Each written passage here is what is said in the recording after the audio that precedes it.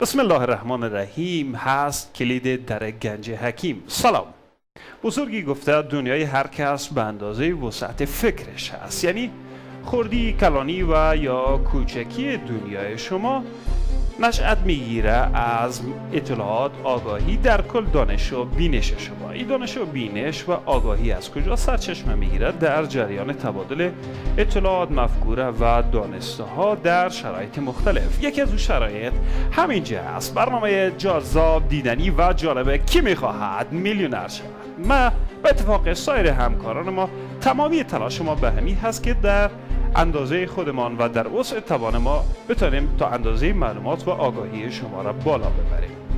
از بین تعداد بیشماری از علاقمندان به برنامه که دوست داشتن در این برنامه از نزدیک حاضر شوند و به اصطلاح یک زور آزمایی بکنن و اطلاعات خودشان را محک بزنن و آزمایش و تست بکنن، فقط 10 نفر توانستن به مرحله ابتدایی راه پیدا بکنن. این 10 نفر که تا حدودی بخت و اقبال هم با اینا همراه بوده برای شما معرفی میشه. ما از حاضرین در تالار ابتدا از تمامشان تشکری میکنم که زحمت کشیدن، قدم رنجه کردن و به اینجا تشریف آوردن. میخوایم که جانان اینا را تشویق بکنن. این 10 نفر عبارتند از محمد نعیم بغلان،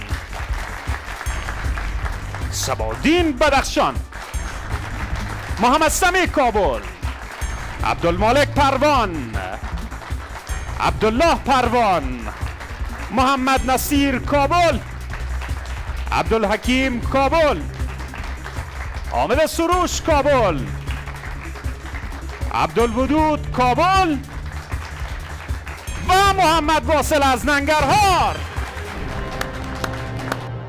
چهره‌های مصمم، پر انرژی و بعضاً ترش روی یک تعداد از اشتراک کنندگان را دیدیم. امیدوار هستیم در جریان مسابقه این چینی پیشانی باز شود و لبخند زیبایشان ما ببینیم. خب از بین این 10 نفر فقط 1 نفر مهمان ما بر روی هاتست یا چوکی داغ خواهد بود. خب ظرفیت چوکی محدود هست. این 1 نفر چه رقم انتخاب میشه؟ یک سوال مطرح میشه، 4 جواب داره، جوابش به صورت پراکنده هست و اینا باید جواب به صورت صحیح و منظم مرتب بکنن. این سوال چی است؟ دقت بکنین. خوب دقت بکنین. گام اول باید از همینجا برداریم. من سوال خدمت شما قرائت میکنم. بسیار ساده هست. سوال ما هست ارقام ذیل را از زیاد به کم منظم نمایید. دقت کنید، از زیاد به کم. وقت شما از همین شروع شد. 1200، 500 و یا هم 800. امیدوارم دقت کرده باشید. ما گفتیم از زیاد به کم منظم نمایید. وقت بسیار محدود هست. تا لحظاتی بعد وقت تمام میشه. بله. اول یک بار دیگه سوال مرور میکنیم. ارقام ذیل را از زیاد به کم منظم نمایید. چیزی که ما میخواستیم این هست 1800، 500 و 200. اونا عبارتند از تقریبا 7 نفر پاسخ صحیح داره و از بین اینا محمد سمیع به افتخار سمیع.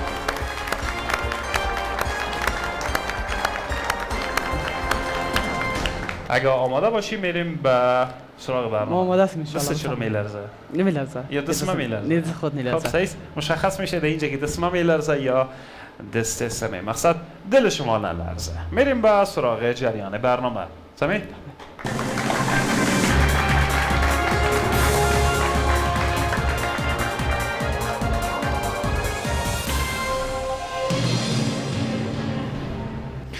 خوش آمدین به برنامه کی میخواهد میلیونر شود.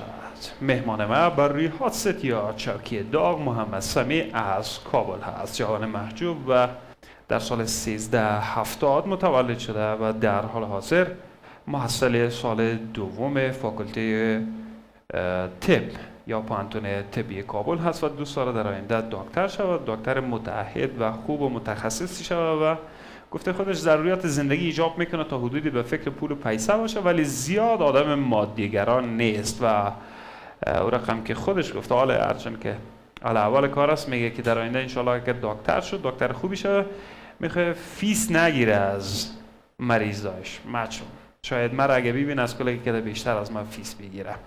چطور؟ نه چیزی که تعهد نکنیم بعد خدا وفاداری باشیم. حالا تجربه اتاق عملیات داشتی تا بالا رفتید اونجا یا نه تا فعلا نرفتیم. کار عملی نداریم فعلا. فکر میکنید اتاق عملیات بیشتر ترسناک باشه یا زیر تاثیر برید اونجا دیدن مریض یا اینجا؟ خب طبعا شاید فرق کنه. مثلا آدم تا که بلد شه به سیستم کار هر جایی که باشه بار اول آدم حاضر شه یک زیر تاثیر میره. بسیار خوب. بر تو آرزوی موفقیت میکنم. میخوایم آرام باشی، ریلکس کن، سر چوکی. خب انشالله راحت هستی. بله بسیار راحت. آب هم هست اینجا و میریم به سراغ جریان برنامه. من در ابتدا رول یا روال برنامه رو خدمتت معرفی میکنم. ما طی 3 مرحله 15 سوال ازت میپرسیم. در مرحله اول انشالله اگه بتونی جواب صحیح بدی به 1000 افغانی دست پیدا میکنی. در مرحله دوم 32000 افغانی و سوال 15 ما جایزهش 1,000,000 افغانی است. در جریان مسابقه اگه به مشکلی برخوردی میتونی از 3 وسیله کمکی یا سهولتی که برای در نظر گرفته شده استفاده بکنی. اول 50-50 هست، تماس با دوست هست و استفاده از نظر حاضرین در تالار. مشکل بله هست؟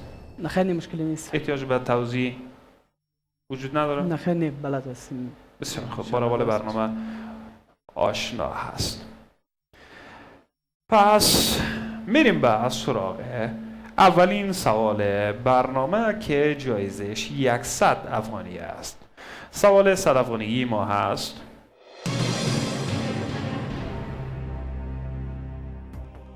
والی فعلی کدام ولایت کشور یک خانم است؟ کندوز، هرات، بامیان و یا هم ننگرهار؟ تا فعلا از چند سال قبل این والی ولایت بامیان لاکش میکنیم و 100 افغانی جایزهت برای در نظر گرفته شد.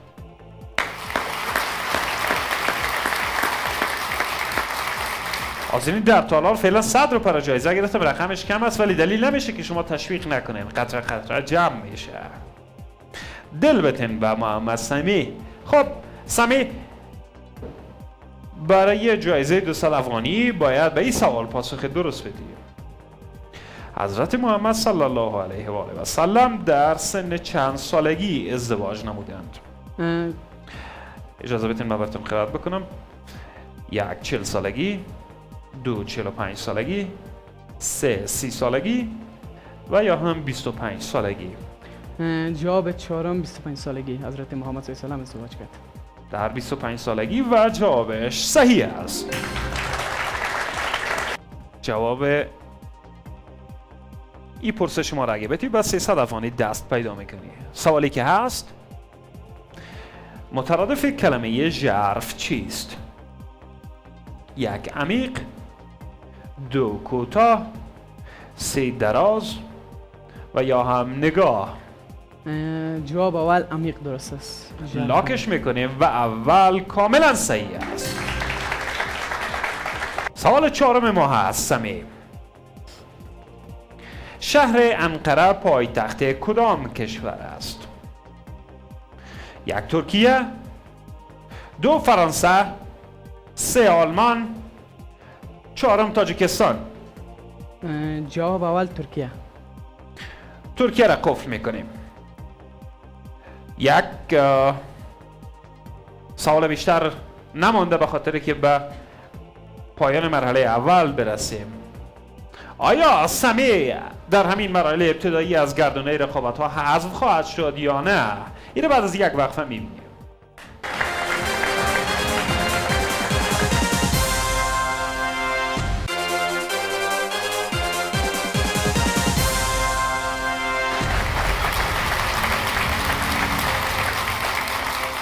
مجددا خوش آمدید. سمی گفت پایتخت کشور ترکیه انقره است و انقره چیزی هست که ما به دنبالش بودیم.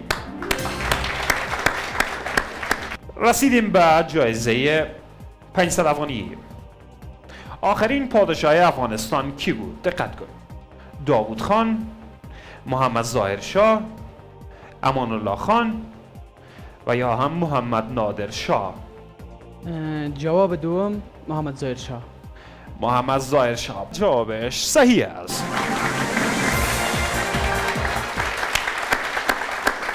تبریک باشه سمی. تشکر. نام خدا. خوب بود، مسلط بودی، مرحله اول پشت سر گذاشتی، بسیار خوب و مسلط. چطور بود سوالا؟ سوالا خب طبعا هر سوالی که باشه در کتگوری، اگر خوانده باشی آسان است، اگر نخوانده باشی مشکل است. این سوالا حتما تو والد گوشت خورده بود، مرور کرده بودید اونجا، ولی سوالا کم کم سخت شده میره. بله. فکر می‌کنیم این استرسی که داشته برای این سوالا ارزش داشت یا نه؟ طبعا گفتم دیگه سوال خوب بود، یعنی آمادگی که داریم، یعنی سوالا دیگه بر ما خوب بود، تونستیم حل کنیم. دوست داریم سمی بگم یا دکتر صاحب؟ خب فعلا سمی درست است که چرا دوست دارید بعد از چند سال چندم برای دکتر خب بعد اقل وقتی برای دکتر بگن که یک با مریض یک دوایی توصیه کرده بتونم و یا یک کدام راه حل برای مریضیش، در اون وقت دکتر بگن خوب است، اما ولی که بگن از اون زمانی که من فکر میکنم در کانکور کامیاب شید خود دکتر نام کردید. خب خدا لوح هم نوشته کرده باشید. نه لوح نوشته نکردیم، اما دوستا میگن دیگه. طبعا ببینم دوست گفتی امتحان کنکور یک دوست اومده در اینجا ببینم او برای دکتر میگی یا نه؟ خارجان خوش آمدی به برنامه. تشکر. سلام و عرض ادب دارم خدمت خودتان مصطفی جان و تمام اشتراکندگان محترم، حاضرین در تالار و دوستایی که ما را از طریق پرده تلویزیون تماشا میکنند. کدام کسی دیگه نمونده؟ هم صنفیایید؟ یک دوستم سیار جان است که اون دکتر صاحب است؟ بله ها. یک دیگه را دکتر میگن یا به نام صدا میکنن؟ چون طبعا دوستا هستیم در بین خود از کلمه دکتر رو قدر استفاده نمیکنیم، به نام صدا میکنیم. ولی دوست دارین دیگه کسا شما رو دکتر صدا کنن؟ طبعا زحمت کشین میخواین دکتر. بله ها بله ها. بر ترازوی موفقیت میگن. چطور بود جرأتش تا باله؟ تا حال جرأتش 100 پوره بود. 100 پوره بود. قهار برای 100 پوره داد. حالا ببینیم تا آخر برنامه نظرش همی خواهد بود یا نه. خب اگه موافق باشی به اتفاق خودت حاضرین در تالار میریم به سراغ مرحله دوم مسابقه. آماده هستی؟ آماده هستم فرمایید. صحیح، پس میریم به سراغ مرحله دوم برنامه.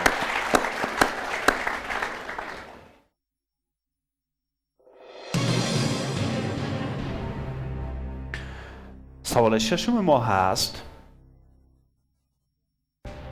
اهرام ثلاثه در کدام کشور موقعیت دارد؟